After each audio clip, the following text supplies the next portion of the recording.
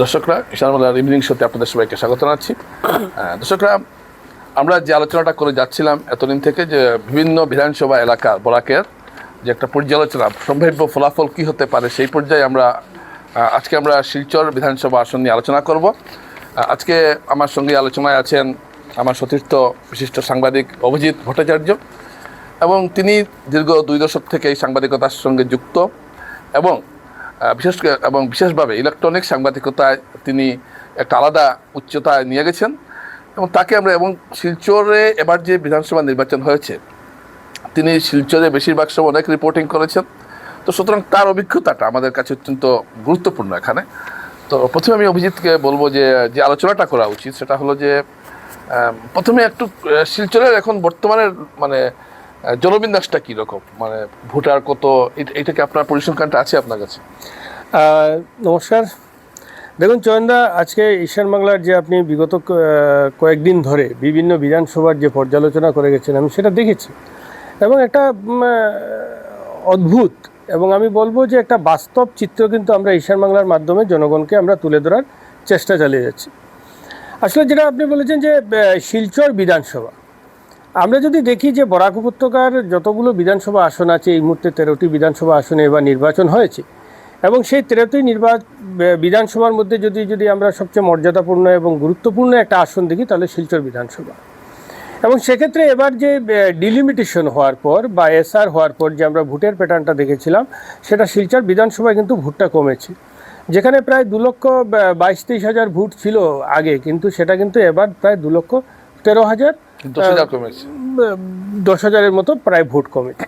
এবং সেই ক্ষেত্রে যদি আমরা এখানে দেখি যে এবার আসা যায় যে হিন্দু এবং মুসলিম যে ভোটের যেটা অনুপাতটাই, যেটা দিয়ে মোটামুটি নির্বাচনের একটা সমীকরণ দেখা যায়, সেখানে যদি আমরা দেখি যে এবার কিন্তু শিলচর বিধানসভা আসনে কিন্তু মুসলিম ভোট প্রায় 57,000, এবং 2,13,000-এর মধ্যে 57,000 মুসলমান ভোট। এবং সেই ক্ষেত্রে যদি আবার আরেকটা জিনিস দেখেন, কিন্তু এবার কিন্তু শিলচর বিধানসভা আসনে কিন্তু প্রায় 3 থেকে 3,500 মুসলমান ভোট বেড়েছে আগের চাইতে বেড়েছে। কিন্তু এই বাড়া কিন্তু একটা ফ্যাক্টর নয়, কারণ শিলচর বিধানসভা আসনটা কিন্তু আসলে আমরা যদি দেখি যে 1991 সাল থেকে কেবল দুবারই কিন্তু কংগ্রেসের দখলে ছিল। একটাবার ছিল বিতিকা দেব এবং সুস্মিতা দেব, অর্থাৎ দেব পরিবারের কাছে সে দখল ছিল, কিন্তু বাকি যে সময়গুলো ছিল সেটা কিন্তু 1991 সাল থেকে বিজেপিরই কিন্তু 1991 সালে রাম মন্দির হওয়ার পর থেকে প্রতিটা নির্বাচনে হিন্দুদের 70% ভোট বিজেপিতে পড়েছে। তো একটা জিনিস চয়ন আমি বলে রাখি, যেটা আমাদের আলোচনায় সুবিধা হবে, এবং সেটা আপনার জানাই আছে।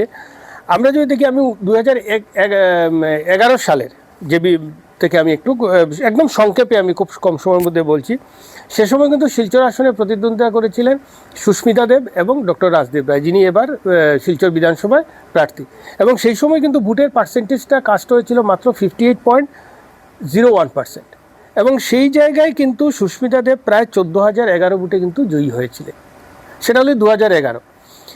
তখনও কিন্তু হিন্দু এলাকায় বিজেপি বেশি ভোট পেয়েছে কিন্তু, কারণ মাত্র 14,000 ভোটে কিন্তু সুস্মিতা দেব জয়ী হয়েছিলেন। তিনি পেয়েছিলেন 56,357, আর রাজদীপ পেয়েছিলেন 42,366টা ভোট। তারপর থেকে যদি আমরা 2014 সালের সাধারণ নির্বাচন, বাই ইলেকশন, 2016 সাধারণ নির্বাচন, 2021-এর যদি আমরা সাধারণ নির্বাচন দেখি, সেক্ষেত্রে যদি 2014-তে যে বাই ইলেকশন হয়েছিল শিলচরে, সুস্মিতা দেব যখন সাংসদ হয়েছিলেন, তখন সেখানে প্রতিদ্বন্দ্বী বিজেপি থেকে ছিলেন দিলীপ পাল এবং কংগ্রেস থেকে ছিলেন অরুণ দত্ত মজুমদার। সেই সময় কিন্তু ভোটের পার্সেন্টেজটা কাস্ট হয়েছিল 63.09%, এবং সেই সময় কিন্তু তখন কিন্তু 2014 সালে কিন্তু কংগ্রেসের ক্ষমতা ছিল আসামে, রাজ্যে ক্ষমতায় ছিল। এবং আমরা দেখেছি মোদি হাওয়া এসে গেছিল, কিন্তু মোদি হাওয়ার মধ্যেও কিন্তু এই শিলচর থেকে 2014 সালে সুস্মিতা দেব জয়ী হয়েছিলেন, কিন্তু লোকসভায় জয়ী হয়েছিলেন মোদি হাওয়ার পর। সেই মোদি হাওয়া এবং আসামে কংগ্রেস সরকার থাকা অবস্থায় আমরা জানি যে রুলিং গভর্নমেন্ট যখন থাকে, তখন বাই ইলেকশনে সাধারণত যারা রুলিং পার্টির ক্যান্ডিডেটরা জয়ী হয়, কিন্তু শিলচরে সেটা কিন্তু ব্যতিক্রম ছিল। সেখানে অরুণ দত্ত মজুমদার প্রায় 37,441 ভোটে কিন্তু পরাজিত হয়েছিল, এটা রেকর্ড ভোটে তিনি হেরেছিলেন। কিন্তু তখন কিন্তু আসামে কিন্তু কংগ্রেস সরকার ছিল, তরুণ গগৈ থেকে শুরু করে আসাম মন্ত্রিসভা কিন্তু এই শিলচরে কিন্তু তারা রীতিমতো ক্যাম্প করেছিলেন। সেটার মূল কারণটাই হচ্ছে যে এই যে হিন্দু ভোট, আপনি যে বলেছেন হিন্দু ভোটটা বিজেপির দিকে গিয়েছিল। 2016 সালে যখন দেখা গেল আবার সাধারণ নির্বাচন, তখন দেখা গেল যে হয়তো বা দেব পরিবারের কাউকে দিলে সেই জায়গাটাকে আটকানো যেতে পারে, বিথিকা দেবকে প্রার্থী করা হয়েছিল। সে সময় ভোট কাস্ট হয়েছিল কিন্তু 75%। কিন্তু বিথিকা দেবকে দিলীপ পাল হারিয়েছিলেন প্রায় 39,920 মানে আগের রেকর্ডে ছাপিয়ে গেছেন দিলীপ। চাপিয়ে গেছে। অর্থাৎ আমরা যদি একটা জিনিস দেখি, শিলচর আসনটা যে বলা হয় বিজেপির দুর্গ, একদম সেটা প্রমাণ হয়েছে। সেম 2021 সালে কিন্তু নির্বাচনটা প্রথম দিকে ছিল ট্রায়াঙ্গুল ফাইট, কারণ যখন দীপায়ন চক্রবর্তীকে প্রার্থী দিল দল, দিলীপ পাল সে সময় ক্ষুব্ধ হয়ে তিনি নির্দল প্রার্থী হয়েছিলেন, এবং কংগ্রেস দিয়েছিল তমাল কান্তি বণিককে, একজন শক্ত একজন প্রার্থী দিয়েছিল। কিন্তু সেই জায়গাতে ভোট কাস্ট হয়েছিল কিন্তু 74.55%। কিন্তু 2021 সালে 37,578 ভোটে কিন্তু দীপায়ন চক্রবর্তী জয়ী হয়েছেন, অর্থাৎ বিজেপি। আবার রেকর্ড আগে মানে প্রতি বছরই রেকর্ড ভাঙছে। কিন্তু তখন ভাবা গিয়েছিল যে দিলীপ পাল বিজেপির প্রার্থী এবং যেভাবে প্রচার, যেভাবে হাওয়া তুঙ্গে ছিল, তখন ভাবা গিয়েছিল হয়তো বোধহয় কংগ্রেস জিতে যেতে পারে, বিজেপি হেরে যাবে, কারণ দিলীপ পাল একটা বিশাল হিন্দু ভোট টেনে নিয়ে বিজেপিকে হারিয়ে দিবে। কিন্তু রেজাল্টে দেখা গেছে দিলীপ পাল মাত্র কিন্তু 11,214টা ভোট পেয়েছিলেন। অর্থাৎ একটা প্রমাণ শিলচর বিধানসভা আসনে যে হিন্দু যে ভোটটা সেটা কিন্তু বিজেপির দিকেই থাকে, যত কিছুই থাকে। আচ্ছা, অভিজিতের এই কথা ধরে আমি বলছি, এটা আপনি এটা বললেন যে পরিসংখ্যান থেকে বললেন 1991 সাল থেকে আমরা এই ট্রেন্ডটা ফলো করছি যে শিলচরে হিন্দু ভোটের সিংহভাগ অংশ, কি বলবো 70%, গতবার এটা 90% হয়ে 90% গিয়েছিল। তো গতবার যে আপনি যে বললেন যে কংগ্রেস প্রার্থী হেরেছিলেন, কিন্তু 61,000 ভোট তিনি পেয়েছিলেন, এবং এই ভোটের মধ্যে প্রায় 21,000 হিন্দু ভোট ছিল। তো এবার কি কংগ্রেসের 21,000 হিন্দু ভোট থাকবে না কমবে না বাড়বে, এটা হলো সবচেয়ে বড় কথা। আপনার পর্যবেক্ষণ কি বলছে? হ্যাঁ চয়নদা, একটা জিনিস খুব সুন্দর কথা বলেছেন। এবার আমাদের কিন্তু একটা জিনিস, এই যে আপনি বলছেন যে 21,000 হিন্দু ভোটের, 21,000 হিন্দু ভোটের যে গল্পটা আসছে, সেখানে কিন্তু দুটো ফ্যাক্টর কাজ করছে। একটা হলো দেখুন, এবার ডিলিমিটেশনের পরে জানিগঞ্জ, মালুগ্রাম, সেন্ট্রাল রোডে একটা বিশাল হিন্দু এরিয়ার ভোট কিন্তু 6টা ওয়ার্ড ছিল, 30,000 ভোট, প্রায় 30,000 ভোট ডাইভার্ট হয়ে উদারবন্দে চলে গেছে। কিন্তু ঠিক একইভাবে যদি দেখি যে কংগ্রেসের যে মুসলিম ভোট ব্যাংক, যেটা আমরা বরাকপার বলি, কিন্তু সেটা কিন্তু আবার সুনাইতে চলে গেছে। আবার অন্যদিকে মাসিমপুরের এলাকার দিকে যদি যাই, সেখানে কিন্তু একটা আবার সেই যে 3,500 মুসলিম ভোট বেড়েছে। কিন্তু এবার ফ্যাক্টরটা হচ্ছে চয়নদা, আমরা 2021-এ যে 74.55% ভোট কাস্ট হয়েছিল, এবার কিন্তু সেটা প্রায় 81%, প্রায় 6% ভোট বেশি হয়েছে। অর্থাৎ 2,13,000-এর মধ্যে 6% ভোট অ্যাড হয়েছে, কিন্তু বেড়েছে। কিন্তু এখন প্রশ্ন হচ্ছে, এবার শিলচরে কিন্তু যেহেতু আপনি সব জায়গায় ঘোরাঘুরি করেন, আমিও ঘুরি, এবং বিভিন্ন মানুষের সঙ্গে কথা হচ্ছে, বিজেপির মানুষের সঙ্গে কথা হচ্ছে, কংগ্রেস এবং সাধারণ মানুষের, এবার কিন্তু শিলচরে একটা সাইলেন্ট ভোট হয়েছে, নীরব ভোট। কারণ আমি সকাল থেকে যখন ঘুরেছিলাম বিভিন্ন ভোট কেন্দ্রগুলোতে, সেখানে অনেক আমার একান্ত একটা মানে ইচ্ছা, এই সাইলেন্ট ভোটটা কি একটু বুঝিয়ে বলুন। আমি গবেষণা করে বের করতে পারিনি সাইলেন্ট ভোটটা কি। দেখুন, আমিও কিন্তু গবেষণা করে কিছু পাইনি। বিষয়টা হচ্ছে লোকের মুখের কথা, যে যাকে আমরা জিজ্ঞেস করলাম যে দাদা এবার কিভাবে ভোট হলো, না এবার একটা সাইলেন্ট ভোট হয়েছে। আসলে সাইলেন্ট ভোটটা কি, যে মানুষ কি নীরবে গিয়ে ভোট দিল, কাকে দিল? কারণ আমরা দেখি যে বিজেপি যদি ভোট বেশি পেয়ে যায়, বিজেপির কর্মীরা উচ্ছ্বাস করবে, কংগ্রেসের কর্মীরা তারা ভোট বেশি পেয়ে গেলে ধরে নিলে উল্লাস করবে। কিন্তু এবার কিন্তু শিলচরে ভোটের পর দেখেছেন দুটো দলই কিন্তু প্রায় সাইলেন্ট, দুটো দলের কর্মীরাই সাইলেন্ট, কিন্তু আর সবার চোখ একই দিকে, কিন্তু সাইলেন্ট ভোট। নীরবে কারা ভোট দিয়েছে, কাকে দিয়েছেন ভোট, সেটা কিন্তু একটা বিরাট ফ্যাক্টর। এই সাইলেন্ট ভোট যেটা নীরবে, আমি সকাল প্রায় 6:30টার সময় আমি প্রথম কাভারিংয়ে গিয়েছিলাম আপনার লিঙ্ক রোডের মুখে যে টিটি কলেজ। সকাল 6টার সময় চয়নদা, আমি 2003 সাল থেকে, মানে যেহেতু ইলেকট্রনিক মিডিয়া আমাদেরকে সকালে বেরিয়ে যেতে হয়, আমি এবার প্রথম লক্ষ্য করেছিলাম শিলচরে যে সকাল 6টার থেকে কিন্তু শিলচর শহরে, যেটা আমরা গ্রামাঞ্চলে দেখি না, এবার গ্রামাঞ্চলে উল্টো, শিলচর শহরে সকাল 6টার থেকে ভোটারদের দীর্ঘ লাইন। এই টিটি কলেজ একটা মর্যাদাপূর্ণ, এখানে যারা ভোটার, সচেতন নাগরিক, শিক্ষিতরা, বিশাল লাইন। তখন অনেক সময় অনেক পরিচিত লোক থাকেন, জিজ্ঞেস করলাম কি খবর, এত সকাল ভোট দিতে চলে এলেন, সবার মুখে কিন্তু একটা মুচকি হাসি। আর মানে এই মুচকি হাসিটা কি মানে সাইলেন্ট হাসির মতো নাকি? এইটাই সবচেয়ে বড় যেটা, এই যে বলছে যে মুচকি হাসি, যে এত সকাল ভোট দিতে কেন, না ভোট দিতে এলাম। আর আরও একটা বিষয়, যে সাইলেন্ট ভোটের যে বারবার আমরা যে কথাটা বলছি, সেটা কি হচ্ছে যে আমি কাকে ভোট দেব, আগে একটা উন্মাদনা ছিল, না যারা কংগ্রেসি, না আমরা তো কংগ্রেসকে ভোট দিতে যাচ্ছি, বিজেপির যারা তারা বলছে আমরা মানে ওটাই সাইলেন্ট, মানে আমি যাকে চাইছি তাকে লোকে আমাকে ভাবছে আমি বিজেপিকে ভোট দিই, কিন্তু আসলে আমি দেইনি, এটা তো মুখে বলতে পারবো না, এটা হলো সাইলেন্ট। একদম নীরবে গিয়ে ভোটটা দিয়েছে। আচ্ছা, তাহলে অভিজিতের কথা, একটা গুরুত্বপূর্ণ কথা আমি অভিজিতের এখান থেকে পেলাম দর্শকরা, যে এই যে লম্বা লাইন, যেটা দীর্ঘ লাইন যেটা তুমি দেখতে পেয়েছেন, সাধারণত শিলচর শহর এটা দেখা যায় না, মানুষ আস্তে আস্তে আসে, আস্তে আস্তে ভোট দেয়, এটা গ্রামে লম্বা লাইন। এই শিলচরের দীর্ঘ লাইন, তারপরে ভোটের পার্সেন্টেজ বাড়া, আবার এই তথাকথিত সাইলেন্ট ভোট, সব মিলিয়ে কি বোঝা যাচ্ছে, শিলচরে কি লড়াই হবে না একতরফা হবে? দেখুন চয়নদা, একটা বিষয় এখানে সুন্দর কথা, লড়াই হবে না একতরফা হবে, এটা কিন্তু খুব ভাইটাল একটা কোয়েশ্চেন। কিন্তু কোয়েশ্চেনটা এই কারণেই যে এখানে আরও একটা কারণ কিন্তু রয়ে গেছে, যেটা আমি বলিনি।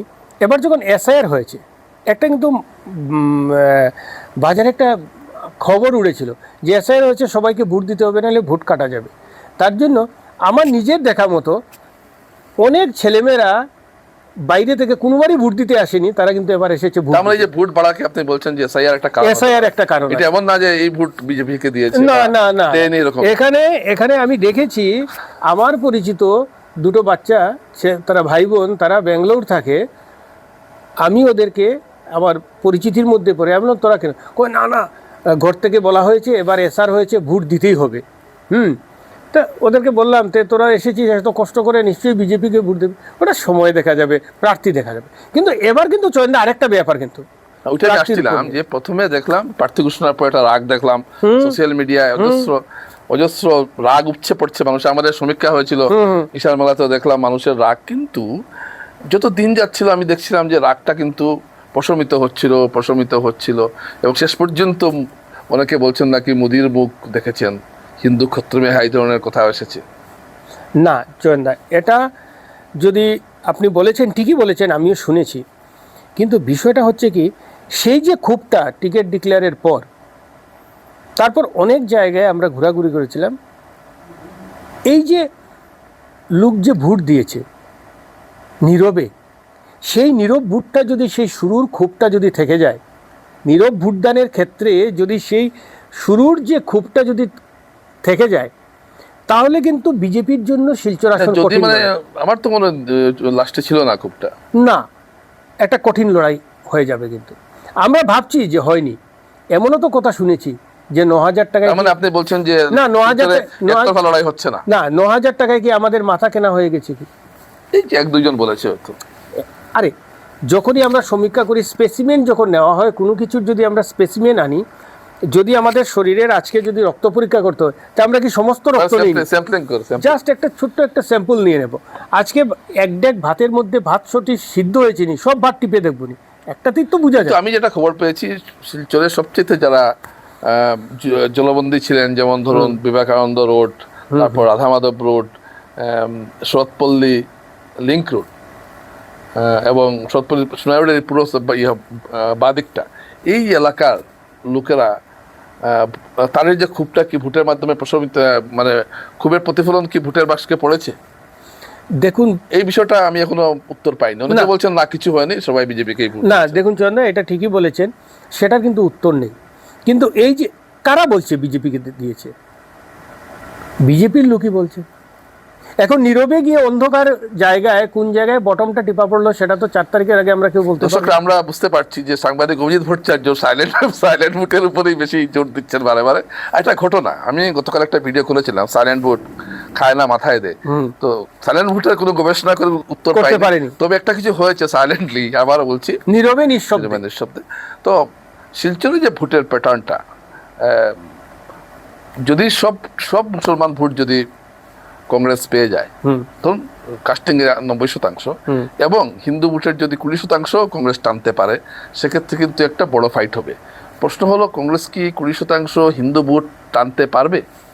আপনার পর্যবেক্ষণ কি বলছে? এখন আমি প্রথম আসছি যে আপনি বলছেন যে মুসলিম ভোট 90% ধরুন কংগ্রেস পেয়ে গেল, আমি বলবো না। বলবেন কিভাবে? এই যে অরুণোদয় কিন্তু একটা বাজারে ফ্যাক্টর কাজ করেছিল মুসলিম মহিলাদের ক্ষেত্রে, কিন্তু ওরা দেখেছেন যে তাদের অ্যাকাউন্টে 9,000 টাকা ঢুকছে এবং তারা ভয়ও করেছেন যে যদি আমরা বিজেপিকে ভোট না দিই তাহলে যদি আমাদের 9,000 টাকা নেক্সটে কেটে পড়ে যায়, যদি বিজেপি সরকার না আসে আমরা 9,000 টাকা না পাই। কারণ এই এই এই একটা যে মহিলাদের একটা বড় অংশের ভোট বিজেপি, হ্যাঁ আমি বলবো মুসলিমের একটা মুসলিম সমাজের যারা মহিলা ভোটার আছে তাদের কিন্তু একটা পার্সেন্টেজ এবার বিজেপি পেয়েছে, সেটা অস্বীকার কোনোভাবেই করা যায়। এটা যদি 5,000 বা 10,000 হয়ে যায় আশ্চর্যের মতো কিছু, আশ্চর্য হওয়ার মতো কিছু না। আমি 10,000 টার্গেট রেখেছি। দর্শকরা একটা গুরুত্বপূর্ণ প্রসঙ্গ এখানে উত্থাপন করেছেন যে অরুণোদয়ের যেটা প্রকল্পের যেটা সুবিধা যে মুসলিম মহিলারা পাচ্ছেন তাদের একটা বড় অংশ বিজেপিকে ভোট দেবেন, এটা তিনি নিশ্চিতভাবে বলছেন। তো তিনি যখন বলছেন তো আমরা তার কথা অবশ্যই গুরুত্ব দেব। আর হিন্দু ভোটের যে কথাটা বলেছেন 20% বা 25% ভোট কি গতবার তো 10% পায়নি, 5% পায়নি, এবং লোকসভায় পায়নি না। তো এবার কি হবে? এবার আমি বলছি এটা ঘটনা ব্যক্তি অভিজিৎ পাল কিন্তু একটা বিরাট লড়াই করেছে একটা বিজেপির মতো সুসংগত দলের বিরুদ্ধে। এটা যারা বিজেপির তারাও স্বীকার করছেন। আমি বিজেপির বিশিষ্ট নেতাদের সঙ্গে কথা হয়েছে, তারা বলছেন যে না, অভিজিৎ পাল লড়াই করেছে। না চয়নদা, এই জায়গায় একটা কথা যে আপনি হিন্দু ভোট যেমন আমরা যদি দেখি 2021 সালে কিন্তু 5 থেকে 7% ভোট কংগ্রেস পেয়েছিল, কিন্তু এবার সেই ভোট কিন্তু বাড়ার একটা সম্ভাবনা রয়েছে।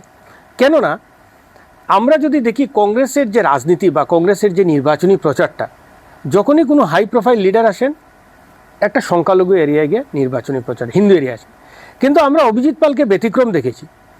অভিজিৎ পাল কিন্তু এবার আমি দেখেছি যে শিলচর শহরের ভিতরে ঘরে ঘরে কিন্তু অভিজিৎ পালকে আমরা দেখেছি, মানে হিন্দুদের ঘরে ঘরে।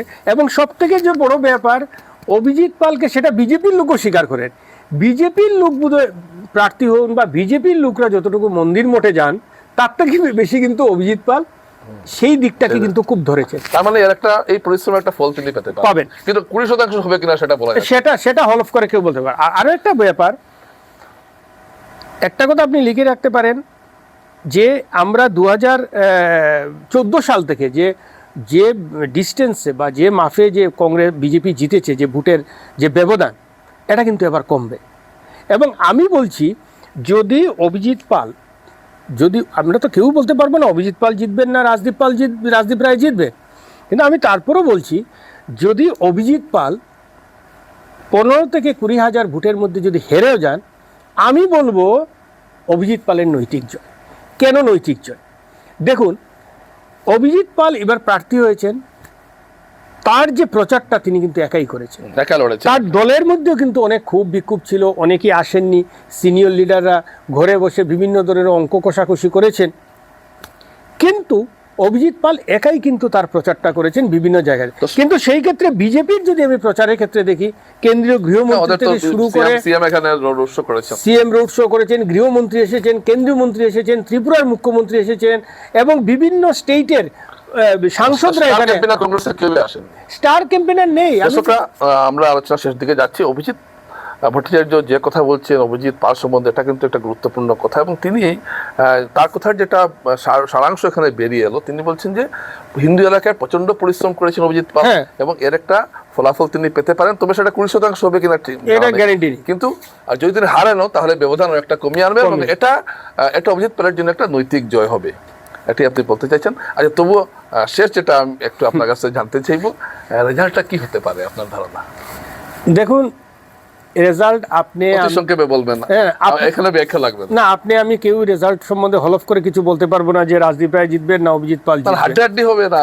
আমি একটা কথা বলছি যে নীরব ভোটটা যদি ফ্যাক্টর হয় তাহলে কিন্তু লড়াইটা হাড্ডাহাড্ডি হবে।